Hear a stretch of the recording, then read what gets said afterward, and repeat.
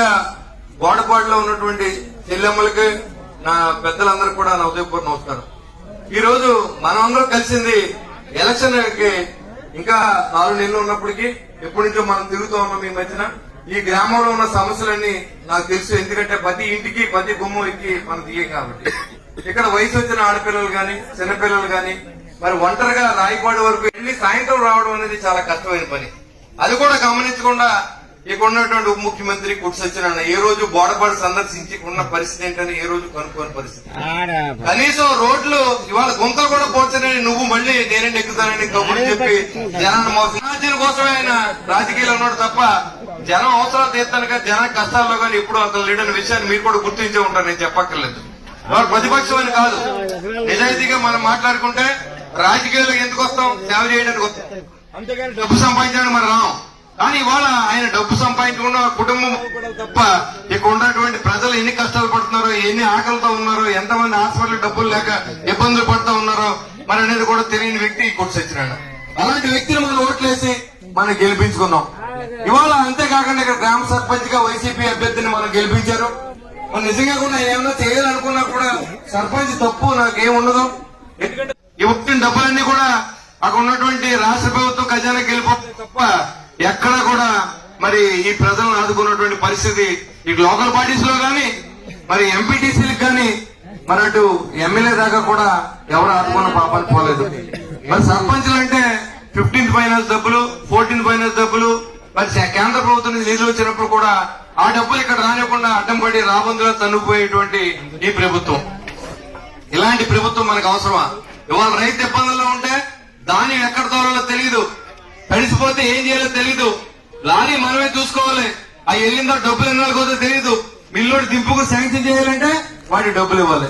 ఇలాంటి పరిస్థితి కాన్స్టిట్యూన్సీ లో కొనసాగుతూ ఉంది. మరి మొన్న తుఫాన్ లో భాగంగా మేమంతా కూడా తిరగడం జరిగింది. అప్రాల్ ప్రాంతం అంతా కూడా అక్కడ మినువులు పెసరేసిన రైతులు ఒక ఎకరానికి దాదాపు 30,000 రూపాయలు పెట్టుబడి పెట్టి అవి కళ్ళంట ప్రాణం పోయింది. వాళ్ళందరికీ 10 ఎకరాలు రైతులు రైతు దాదాపు 3 లక్షలు పోగొట్టుకున్నాడు. 10 లక్షలు చేతికి వచ్చే టైంలో 3 లక్షలు పోయింది. మరి పంట బీమా ఏమైంది? రైతులు మీరు ఎందుకు ఆదుకుంటలేదు? కౌలు రైతులు ఎందుకు ఆదుకుంటలేదు అంటే ముఖ్యమంత్రికి తెలియదు, వాళ్ళకు ఉన్న ఈ సన్నాసి మంత్రులకు అంతగా తెలియదు. మరి ఇలాంటి పరిస్థితుల్లో ఈ రాష్ట్రం ఉంటే మళ్ళీ వైసీపీ 101, 175 రోడ్లు లేవు, పొలాలు రైతులను ఆదుకున్న పరిస్థితి లేదు. లోకల్ తెలుగుదేశం గవర్నమెంట్ లో నేను మున్సిపల్ చైర్మన్ కూడా 25,000 ట్రాక్టర్లు రైతులకు ఇచ్చారు. మరి సబ్సిడీ కింద డ్రిప్ ఇరిగేషన్ ఇచ్చారు. ఇవాళ అన్ని తీశారు. ఎరువుల రేట్లు పెంచారు, డీజిల్ రేట్ పెరిగింది. ఇవాళ రైతులు ట్రాక్టర్ లేకుండా అవుతుందా? కూలి పని చేసే వాటికి మోటార్ సైకిల్ లేకుండా వెళ్తారా? మరి ఈ డబ్బులన్నీ కూడా మనం కట్టి ట్యాక్సుల్ని వాళ్ళు బెత్తనం చేస్తూ మరి పేదల మీద పెత్తందారులకి మాకు పోటీ అని చెప్పి సిగ్గు లేకుండా వేసుకున్న జగన్మోహన్ రెడ్డి ఆమె సంబంధించినటువంటి మళ్ళీ జగన్ నువ్వే దిక్కంట. ఎందుకు రాష్ట్రాన్ని ఉన్నాడు డబ్బులు కూడా దోసుకెళ్ళిపోతాయి. స్టాంపుల మీద రిజిస్ట్రేషన్ ఎక్కడ జరగట్లేదు, తెల్ల కాగితాల మీద ప్రింట్ చేసి రిజిస్ట్రేషన్ చేస్తున్నారు. ఎందుకంటే ఆ స్టాంపులు పంపించే వాళ్ళు 1,000 కోట్ల రూపాయలు బాకీ ప్రభుత్వం.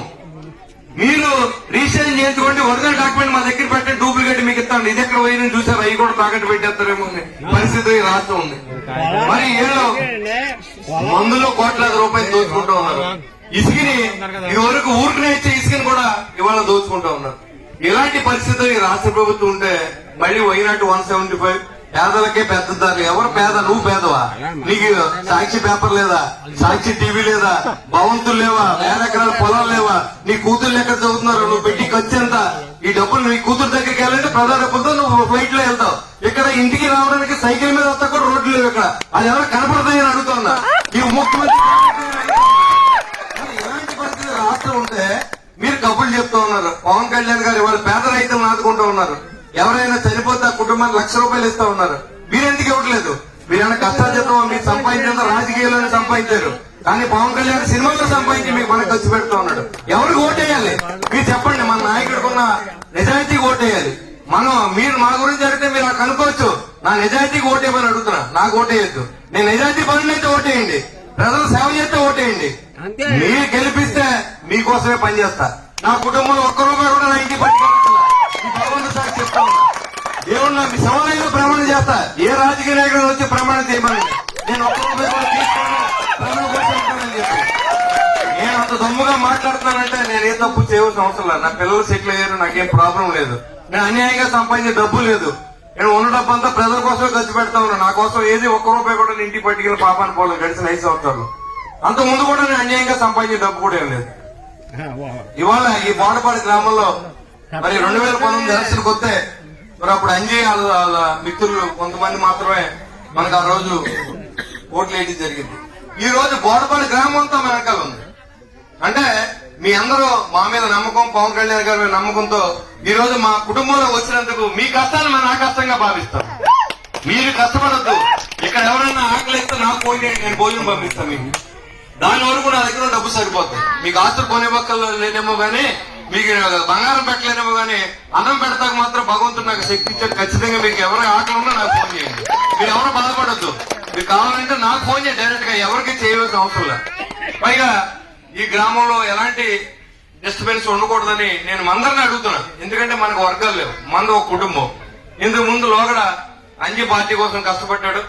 ఈ రోజు మరి శ్రీనివాస్ గారు కూడా, తెలుగు శ్రీనివాస్ గారు వాళ్ళ మిత్రులందరూ కూడా మరి మన పార్టీలో జాయిన్ అవడం శుభసూచకం.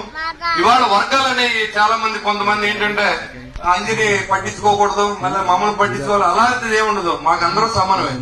ఏది ఈ బోడపాడు గ్రామంలో ఏ వ్యక్తి అయినా నాకు ఉమ్మం తక్కువ, కానీ అందరి పేర్లు నాకు గుర్తుండవు. కాబట్టి కొంతమంది లీడర్స్ గా మనం ఎన్నుకుంటాం. వాళ్ళతో వచ్చి చెప్తే ఖచ్చితంగా మనం వాళ్ళకి సాయం చేయడానికి మనం సిద్ధంగా ఉన్నాం. ఎలక్షన్ లో నెగ్గరకి ఓడిపోయినా ఉంటే మన పట్టుకెళ్ళి ఏం లేదు. మా అయితే మంచి పట్టుకెళ్తాం తప్ప డబ్బు మనమే పట్టుకెళ్ళాం. కాబట్టి ఖచ్చితంగా ఈ ప్రజల కోసమే మనం ఖర్చు పెడతాం, దాంట్లో అనుమానం లేదు. ఇవాళ మీరు ఎలాంటి ఇద్దరి మధ్యన భేదాభిప్రాయాలు ఎవరు దయించి క్రియేట్ చేసి 2 చేతులు పెట్టి నమస్కారం పెడుతున్నా. ఎందుకంటే వాళ్ళిద్దరు కలిసి పనిచేస్తే నేను గెలుస్తాను, వాళ్ళిద్దరు గొడవ పడితే నేను ఓడిపోతాను. అంటే మళ్ళీ ఓడిపోతాను. మళ్ళీ గుర్తు పెట్టుకోండి. ఎందుకంటే చెప్తారు అలాంటి ధర్మం చెప్పిన ఊళ్ళో మరి మనం ధర్మంగా ఉండాలి. ఎవరి మధ్య విద్వేషాలు లెక్కొట్టొద్దని చెప్పి నేను కోరుతా ఉన్నా. పోతే ఇప్పుడు ఉన్నట్టు చిన్నారులు పాపం ఆడపిల్లలు వాళ్ళు వచ్చి ఒకటి అడిగారు, మాకు చీకట్లో వెళ్ళవలసి వస్తుంది, చాలా దూరం రోడ్డు బాగోలేదు, రాయపాడు అని చెప్పి అడిగారు. రాయపాడులో కూడా అక్కడ ఉన్నటువంటి మన జనసేన నాయకులు కూడా ప్రయత్నం చేశారు. ఏదో రకంగా బల్లగట్టేద్దాం అన్నయ్య గారు, బల్లగట్టికి అంటే నేను ₹1,00,000 ఇస్తానని చెప్పి ఆ రోజు అనౌన్స్ చేశారు. కానీ బల్లగట్టికి ఎక్కువ డబ్బులు అయిపోతున్నాయి.